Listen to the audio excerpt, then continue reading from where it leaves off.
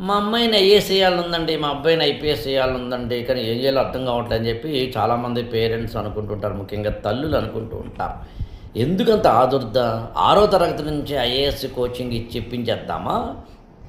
మూడో తరగతి నుంచి ఇప్పించేద్దామా?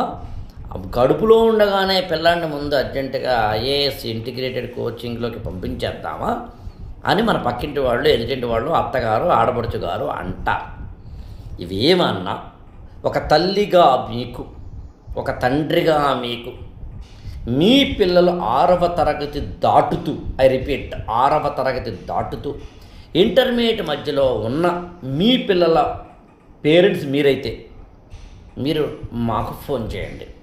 అసలు ఈ ఐఏఎస్ కోర్సుని 3 నెలల పాటు ఒక ఫౌండేషన్ కోర్సుగా డిజైన్ చేసి సరదాగా పిల్లలకు కనుక ఒక 2-3 నెలల పాటు బేసిక్స్ మీద, ఫౌండేషన్స్ మీద అవగాహన కల్పిస్తే అప్పుడు ఆ పిల్లలకి ఐఏఎస్ అంటే ఏంటో ఒక అవగాహన కలిగి, బాగుందో లేదో వాళ్ళు జడ్జిమెంట్ చేసుకుని, బాగుందంటే ఆ ప్రెషర్ని వాళ్ళు స్వీకరించగలరో లేదో పేరెంట్స్గా మనం కూడా చెక్ చేసి, అప్పుడు కదా వాళ్ళ మీద మనం ఆ ఐఏఎస్ అనే భారాన్ని మోపాలి.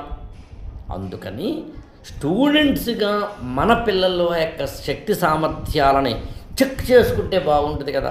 అందుకని ప్రత్యేకంగా నేను ఒక ఐఏఎస్ ఫౌండేషన్ కోర్స్ అని 3 నెలల కోర్స్ ఒకటి డిజైన్ చేశాను. ఆ డీటెయిల్స్, అసలు మన పిల్లలు ఐఏఎస్, ఇంటిగ్రేటెడ్ ఐఏఎస్, 6వ తరగతి నుంచి ఐఏఎస్, ఇలాంటి వాటన్నిటిని నాతో మాట్లాడాలనుకుంటే 8897826108కి ఫోన్ చేయండి.